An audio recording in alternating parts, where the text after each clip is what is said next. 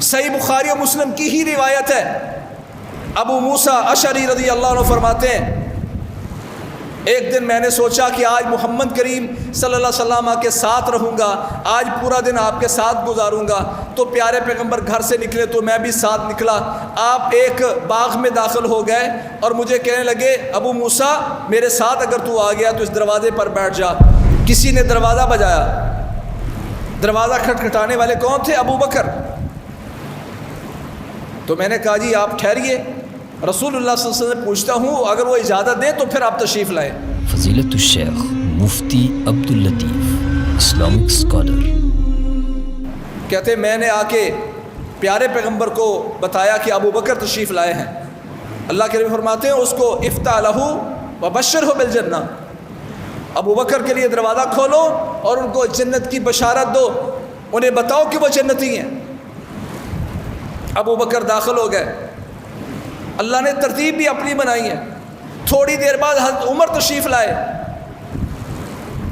دروازہ بجایا، دروازہ کھٹکھٹانے کے بعد اجازت طلب کی۔ میں نے کہا ٹھہرو، پیارے پیغمبر سے پوچھتا ہوں۔ میں نے پیارے پیغمبر سے پوچھا عمر تشریف لائے ہیں، فرمایا اس کے لیے دروازہ کھولو اور جنت کی بشارت دو۔ کہتے تھوڑی دیر بعد کسی نے دروازہ کھٹکھٹایا، وہ عثمان تھے۔ میں نے پیارے پیغمبر سے جا کے پوچھا کہ اللہ کے نبی عثمان تشریف لائے ہیں، ان کو آنے کی اجازت ہے؟ حضرت ابو بکر کے لیے فرمایا تھا کہ ان کو داخل ہونے کی اجازت دو، دروازہ کھولو، جنت کی خوشخبری دو۔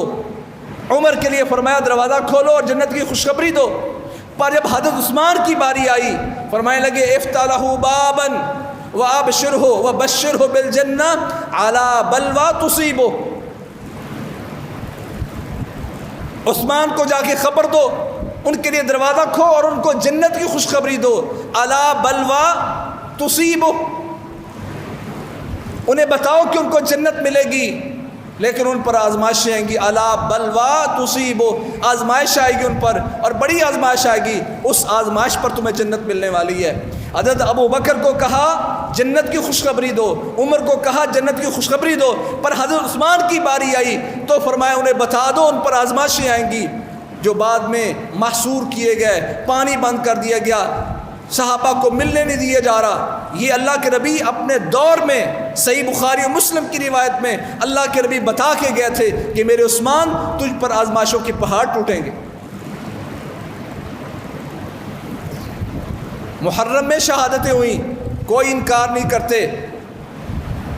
اہل بیت ہماری آنکھوں کا نور ہیں، ہم ان کا پورا احترام کرتے ہیں۔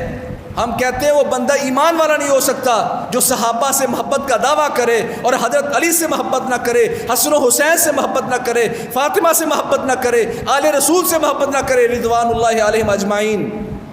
ہم ہیں جو مالک ہیں، وارث ہیں صحابہ کرام کے بھی اور اہل بیت کے بھی۔